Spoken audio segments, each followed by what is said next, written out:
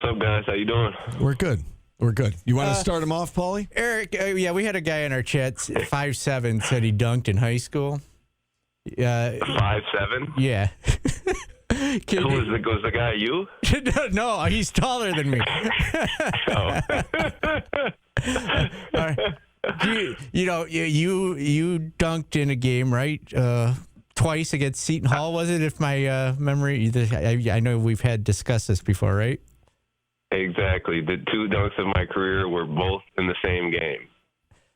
So, yes, versus Seton Hall. I remember I went baseline. I rejected the pick and roll. I got a dunk, and then the other one was a fast break in the second half. So those are my two dunks. I had opportunities to get other ones, but I just finger rolled it really, really high above the rim.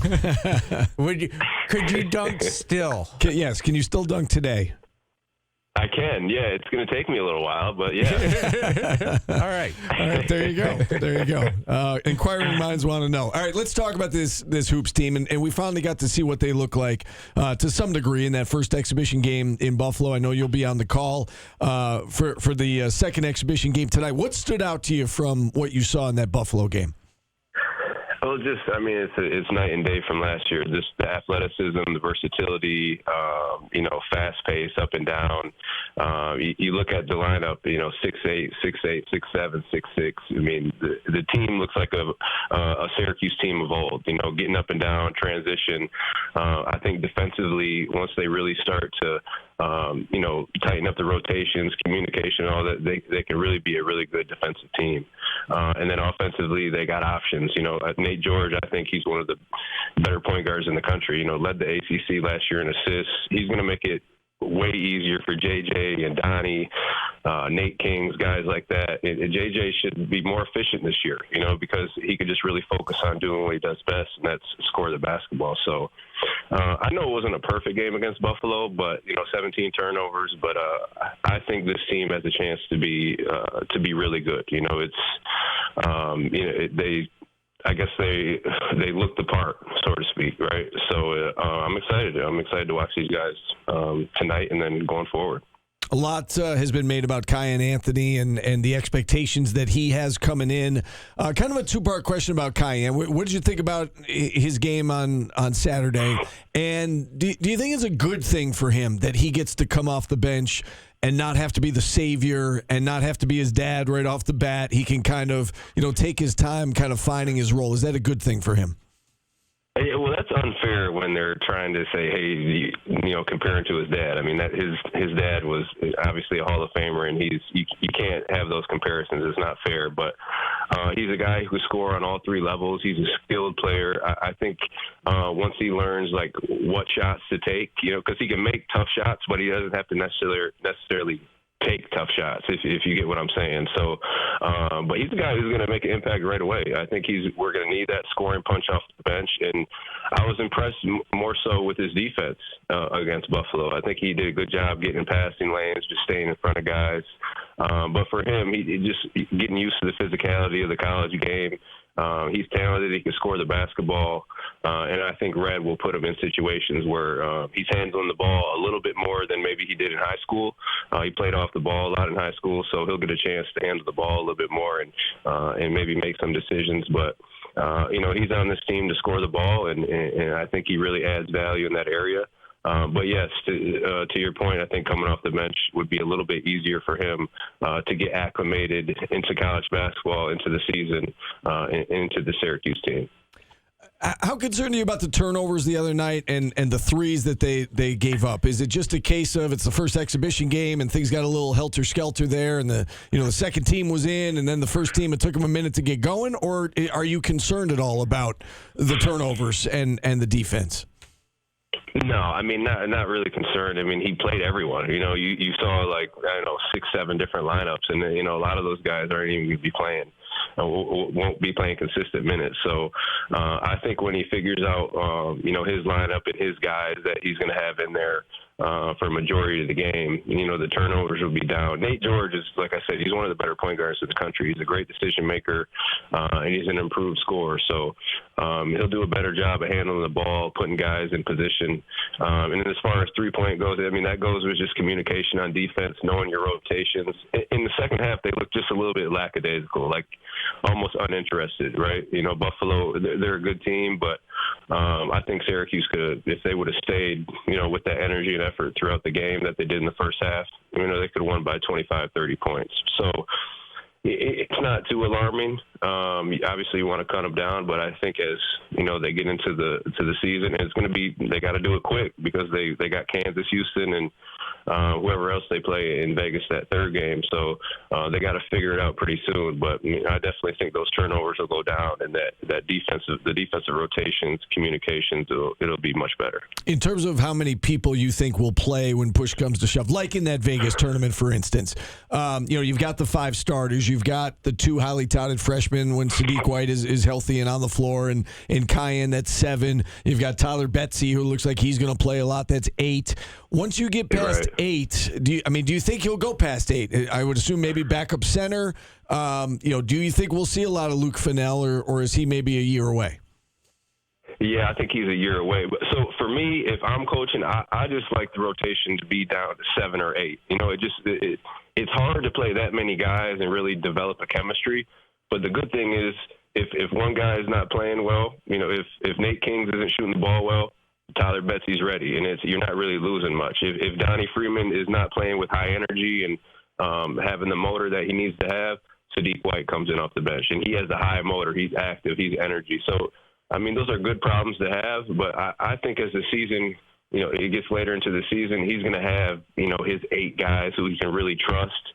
And then if, they're not playing well, it's good to have those other guys come in and hopefully make an impact. But, that's my take on it. I think if you could have a good 7, 8 guys who you really, trust and can go to, it's easier to, work with that going forward into the season. Eric, I'm not an expert on basketball by any means, but one thing that stuck out to me was everybody talks about this team's going to be better on defense. Another thing that I kind of noticed was, when the shot clock was going down last year, you either had to have the ball in JJ's hands or Eddie's hands, but it was usually JJ. It seems this year's team that if it gets bogged down a little bit, this team has way more options than they did last year. Way more options. So really, if you think about it, if your starters are going to be Nate George, J.J. Starling, Nate Kings, you'll have Donnie, and then you'll have William Kyle. So really, you have 4 guys who are capable of shooting the basketball. Obviously, you don't want Donnie to be on the perimeter. When I saw him in the Buffalo game in the corner, I'm like, what's going on? I don't think he needs to be in the perimeter as much. Can he do pick and pop? Yes, for sure. But he needs to do his damage, on the elbow area, mid-post area, and then if he can work his way out, that's fine. But just to being able to have shooters around and having Nate George set the table for guys, they got way more options than last year. And I think, again, just Nate George, I love his game. I think he's just going to make it easier for JJ, who could just focus on scoring the basketball, right? He doesn't have to launch up threes or force any shots, so he can get out in transition, try to get to the rim, try to get to the free throw line and get his points that way. And then if he has wide open threes or drive and kick threes, yeah, you want to take it. But there's definitely more options on this team, and I think that's just going to help them going, further into the season. You mentioned that with Donnie, and I kind of made this comparison yesterday. He's not the same level of player as him, but is it kind of a thing like as a Sixers fan, Joel Embiid's going to take 2 or 3 3-pointers a game, and you just got to live with that with Donnie? If it's wide open, you could shoot the ball, right? Because he's capable of shooting the ball, but he's just not a perimeter guy. And sometimes I think, I don't want him to try to prove that point for the NBA scouts to just think, hey, I could dribble the ball or I could be on the perimeter. He's going to hurt himself more than help himself trying to do that. So I think if he could just really focus on working, the rebounds, getting the putbacks, running the floor, getting rim touches, he'll do better. And then he'll have an opportunity to get 3-point shots whenever he wants to. Even sometimes you could put him at the 5, have Sadiq White at the 4, Betsy or King's at the 3, and then you could do the pick and pop, when he's at the 5. So he'll have opportunities to get open threes. I don't think people are really going to go out there and guard him. But again, you don't want him standing in the corner being as like a drive and kick guy. That's not who he is. Eric, what are you looking for out of this second exhibition tonight? Obviously, it's not a Division I opponent like Saturday was. One last chance to kind of tune up for the season ahead. What do you hope that they get out of this one? You just want to see them tighten up some things, execute in the half court. You want them just to play their game. You don't want to play down to the opposition. Pace is a good Division II team. They're going to get up and play aggressive man-to-man defense, but they're a small team. In Syracuse, they'll overwhelm them on the boards and drive into the basket. So they should be able to get what they want. But I just think defensively, you want to be crisp. You want to communicate. You want to be talking. You want to be knowing what you're doing. And then offensively, when you get in the half court, execute. But really, with this team, you want to try to run, get up and down. You got the guys to do it. You got the shooters. You got the drivers. You got the athleticism. So I just think tighten up a few things and then just try to play their game. All right, Eric, before we let you go, are you done with the basketball questions? Your turkey dinner giveaway, it's a big thing you do every year. Maybe you tell people where they can drop off the stuff and what to drop off. Yeah, so this year is even bigger than recent years just because of what's going on with the shutdown and all that, people losing their benefits and whatnot. So we really need as much help as we can get. It's November 22nd from 12 to 2 at the Boys and Girls Club in Central Village, and right now we have 8 drop-off locations. So Seneca Savings, you could go to any location, Manulus, Bridgeport, Liverpool, North Syracuse, and Baldwinsville. And then we have That Hair Place in Baldwinsville. And also we have Edge Strength and Conditioning, the downtown location, and then the Wilkinson Street location. So those are some of the drop-off spots where you could drop off non-perishable items. So whatever you can think of that you have sides for Thanksgiving, whether it be gravy packets, boxed potatoes, stuffing, cornbread, whatever it is, we're more than grateful for people who are dropping it off. And like I said, it's a big-time need this year. I've been getting emails since 2 weeks ago asking, can they drop off? Can we drop off dinners to them and things like that? So we're just trying to help out as much as we can. And, it's going to be another great day, November 22nd, and we'll feed over 500 families. So we're just trying to help out as much as we can and try to make a difference. That is amazing, Eric. Thank you for all you continue to do for this community. Thanks for coming on, and have a great call tonight on the game.